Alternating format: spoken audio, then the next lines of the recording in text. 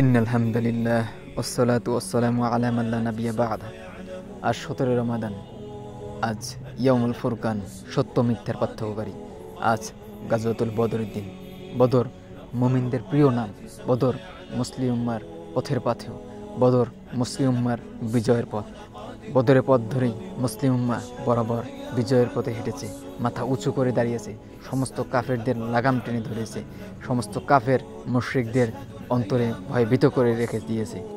ইতিহাস সাক্ষী, মুসলিমদের উপর যখন কোনো অত্যাচার, কোনো নির্যাতিত জুলুম নেমে এসেছে, এই বদরের পথ থেকে বিচ্যুত হওয়ার কারণেই এসেছে। ইতিহাসের বাঁকে বাঁকে এই মুসলিম উম্মাহ এই বদরের কারণেই তারা নেতৃত্বের সর্ব উৎকৃষ্টে সমাসীন ছিল। ইয়ারমুক কাদেসিয়া, হেত্তিন, আইনে জালুত, এই সমস্ত বদরের সংস্করণ। প্রিয় উম্মাহ, মুসলিমরা আজ নির্যাতিত, নিপীড়িত, পরাজিত। আরাকান, ইয়েমেন, সিরিয়া, ফিলিস্তিন, কাশ্মীর, পূর্ব তুর্কিস্তান সহ গোটা দেশ আজ মুসলিমদের রক্তে রঞ্জিত। এই করুণ সময়ে মুসলিমদের ঘুরে দাঁড়ানোর জন্য প্রয়োজন আরও একটি বদর।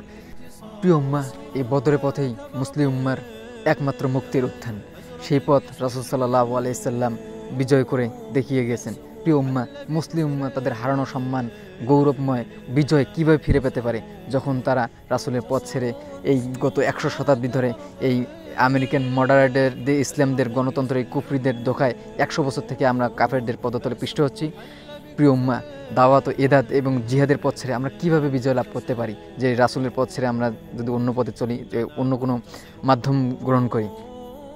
প্রিয় উম্মাহ, গত 100 শতাব্দীর পর মুসলিম উম্মাহ আবার তাদের জ্ঞানে, তাদের বিবেক চেতনায়, তাদের দাওয়াত এদাত জিহাদের মাধ্যমে আবার ফিরে এসেছে।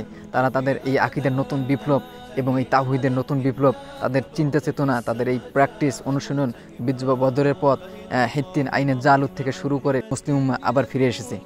আমরা দেখতে পাচ্ছি আরাকান কাশ্মীরে কীভাবে আমাদের মুসলিমদের নিধন করা হচ্ছে, ফিলিস্তিন গাজায় কীভাবে হত্যা করা হচ্ছে, ইয়েমেনদের কীভাবে, সিরিয়াদের, লেবাননদের কীভাবে তাদেরকে বোমিং মেরে ছোটো ছোটো বাচ্চাদের কীভাবে হত্যা করা হচ্ছে, কীভাবে মুসলিমরা শরণার্থী শিবিরে দিন কায়েম করছে, তারা খাবার ক্ষুধার জ্বালায় কীভাবে অকাতরে দিন পার করছে।